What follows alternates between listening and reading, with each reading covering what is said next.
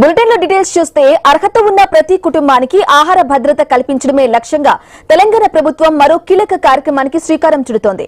రాష్ట్ర వ్యాప్తంగా smart ration కార్డుల పంపిణీని ముఖ్యమంత్రి రేవంత్ రెడ్డి సాయంత్రం సంగారెడ్డి నుంచి లాంఛనంగా ప్రారంభించనున్నారు.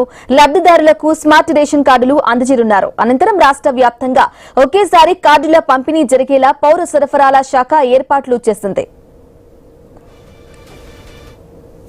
ఇక ప్రస్తుతం రాష్ట్రంలో 1,06,28,000కు పైగా ఆహార భద్రతా కార్డులు ఉండగా వాటి పరిధిలో సుమారు 3,43,00,000 మంది లబ్దిదారులు ఉన్నారు. కొత్త రేషన్ కార్డుల జారీ, కుటుంబ సభ్యుల పేర్ల నమోదు ద్వారా గతంలో ఉన్న లబ్దిదారుల సంఖ్య మరింత పెరిగిందని ప్రభుత్వం చెబుతోంది.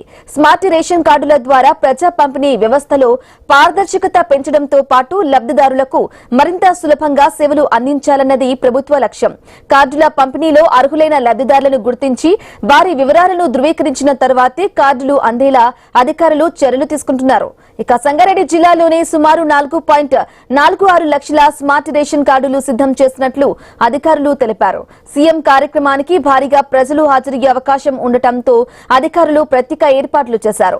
ఆహార భద్రతా పథకాన్ని ప్రజల్లోకి విస్తృతంగా తీసుకెళ్లేందుకు ప్రభుత్వం సామాజిక మాధ్యమాల ద్వారా కూడా ప్రచారం నిర్వహిస్తోంది. మొత్తంగా స్మార్ట్ రేషన్ కార్డుల రాకతో తెలంగాణలో ప్రజా పంపిణీ వ్యవస్థకు కొత్త రూపు రానుంది. అర్హత ఉన్న ప్రతి కుటుంబానికి ఆహార భద్రత, ప్రతి లబ్దిదారుడికి స్మార్ట్ రేషన్ కార్డు అందించడమే లక్ష్యంగా ప్రభుత్వం ముందుకు సాగుతోంది.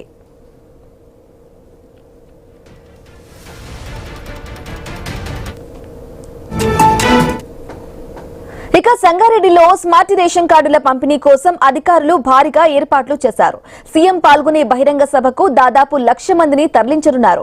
సంగారెడ్డి జిల్లాకు చెందిన 10 మందికి రేవంత్ రెడ్డి స్వయంగా స్మార్ట్ రేషన్ కార్డులు అందించనున్నారు. ఇక మరింత సమాచారం మా కరెస్పాండెంట్ క్రాంతి కుమార్ అందిస్తారు. ఉన్నారు ప్రధానంగా మనం చూసుకున్నట్లయితే ఈరోజు ఇక్కడ నుంచి ఏదైతే కాంగ్రెస్ ప్రభుత్వం తీసుకొస్తున్న స్మార్ట్ రేషన్ కార్డులు ఉన్నాయో ఇక్కడ నుంచి ఆ పంపిణీ కార్యక్రమాన్ని రేవంత్ రెడ్డి లాంఛనంగా ప్రారంభించారు. రాష్ట్ర వ్యాప్తంగా 1,05,00,000 మందికి కొత్త రేషన్ కార్డులు అందించనున్నారు. ప్రధానంగా మనం ఈరోజు చూసుకున్నట్లయితే సంగారెడ్డి స్వాతంత్ర దినోత్సవం సందర్భంగా సంగారెడ్డి కేంద్రంగా ఈ కార్యక్రమాన్ని ముఖ్యమంత్రి రేవంత్ రెడ్డి ప్రారంభించనున్నారు. ఇక్కడ సంగారెడ్డిలో 10 మంది లబ్ధిదారులకు ఆ రేషన్ కార్డులు ఆయన చేతుల మీద అందించనున్నారు. ఆ తర్వాత మొత్తం రాష్ట్ర వ్యాప్తంగా ఈ ప్రక్రియ కొనసాగనున్నది. మధ్యాహ్నం 2 గంటలకు ప్రస్తుతం మనకు అందిన షెడ్యూల్ ప్రకారం చూసుకున్నట్లయితే మధ్యాహ్నం 2 గంటలకు ముఖ్యమంత్రి రేవంత్ రెడ్డి హైదరాబాద్ నుంచి హెలికాప్టర్లో సంగారెడ్డి పట్టణానికి సమీపంలో ఉన్న ఐఐటి హైదరాబాద్లోని హెలిప్యాడ్లో ల్యాండ్ అవుతారు. అక్కడి నుంచి కాన్వాయ్లో ఇక్కడికి సంగారెడ్డిలోని అంబేద్కర్ స్టేడియం చేరుకుంటారు.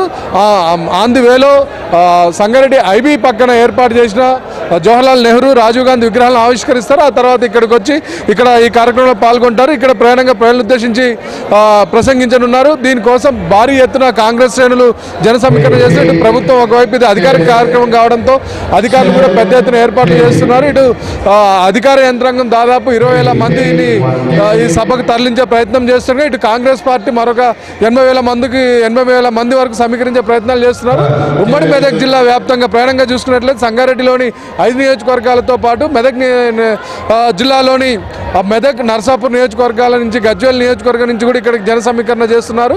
దాదాపుగా 1,00,000 మందిని మొత్తం అన్ని విధాలు ఇటు ప్రభుత్వం పార్టీ మొత్తం కలిసి కూడా 1,00,000 మందిని జన సమీకరణ చేసే విధంగా ఏర్పాట్లు జరుగుతున్నాయి. ఇంకా వర్ష సూచన ప్రస్తుతం వర్షాకాలం, వర్షాలు పడే అవకాశం ఉండడంతో ఇక్కడ మీటింగ్లో వర్షం పట్టే ఎలాంటి ఇబ్బంది లేకుండా ఉండేందుకు జర్మన్ టెక్నాలజీ టెంట్లను ఏర్పాటు చేశారు. ఓవరాల్గా ఇక్కడ 2 గంటలకి ముఖ్యమంత్రి సంగారెడ్డికి చేరుకొని స్టేజ్ వరకు వచ్చేసరికి 2:30 అవుతుందని చెప్తున్నారు. ఆ 2:30 తర్వాత ఇక్కడ పాల్గొని ఆయన ప్రసంగించినారు. ప్రధానంగా ఇక్కడ చూసుకున్నట్లయితే ఇది తెలంగాణ బీఆర్ఎస్ పార్టీ అధ్యక్షులు కేసీఆర్ సొంత గడ్డ ఇది. ఇటు అంతేకాకుండా బీఆర్ఎస్ పార్టీలో కీలక నేత హరీష్ రావుకు సంబంధించిన సొంత జిల్లా ఇది కావడంతో ఇక్కడికి రావడంతో సర్వత్రా ఆసక్తి నెలకొంది. ఇప్పటికే రేవంత్ రెడ్డి ఎక్కడికి వెళ్ళినా వీళ్ళ మీద కొన్ని ఆరోపణలు చేస్తారు. ఈ సొంత జిల్లాలో ఎలాంటి ఆరోపణలు చేస్తారు అనేది కూడా ఆసక్తి నెలకొంది ప్రజలు. అంతేకాకుండా ఇక్కడ బీఆర్ఎస్ ప్రభుత్వ హయాంలో ఇక్కడ సంగారెడ్డి జిల్లాకు పెట్టిన సంగమేశ్వర, బసవేశ్వర ఎత్తిపోతల ప్రాజెక్టులను కూడా కాంగ్రెస్ ప్రభుత్వం వచ్చాక వాటిని రద్దు చేసింది. దానికి సంబంధించి ఏమైనా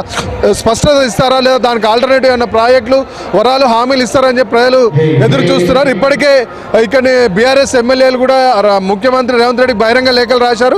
ఏదైతే గత బీఆర్ఎస్ ప్రభుత్వంలో ఇక్కడ కేటాయించిన పథకాలు ఉన్నాయో వాటిని అమలు చేయాలని, అంతేకాకుండా ఇక్కడ అభివృద్ధికి నిధులు కేటాయించాలని వాళ్ళు ముఖ్యమంత్రికి బహిరంగ లేఖలు రాశారు. ఓవరాల్ ఎలాంటి శాంతి భద్రత సమస్యలు రాకుండా ఉండేందుకు పోలీసులు పూర్తి కట్టుదిట్టమైన చర్యలు తీసుకున్నారు. దాదాపు 2000 మంది పోలీస్ సిబ్బంది మొత్తం కూడా దీంట్లో నిమగ్నమై ఉన్నారు. విధుల్లో 1500 మంది అని అధికారికంగా చెప్తున్నప్పటికీ మరొక 500 మంది అనధికారికంగా విధులు నిర్వర్తిస్తున్నారు. ఓవరాల్గా మనం చూసుకున్నట్లయితే మొత్తం 2000 మంది సిబ్బంది ఉన్నారు. ఇక్కడ ముఖ్యమంత్రి సాయంత్రం 4-5 ఇక్కడ ప్రోగ్రామ్ కంప్లీట్ చేసుకొని తిరిగి హైదరాబాద్ వెళ్ళనున్నారు. హైదరాబాద్ వెళ్ళిన తర్వాత అక్కడ గవర్నర్ నివాసంలో ఏర్పాటు చేసిన ఎట్ హోమ్ ప్రోగ్రాంలో పాల్గొనున్నారు.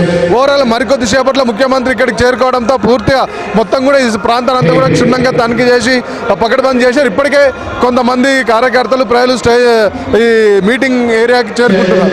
కెమెరా పర్సన్ అనిల్తో క్రాంతి కుమార్, ఐ న్యూస్, సంగారెడ్డి.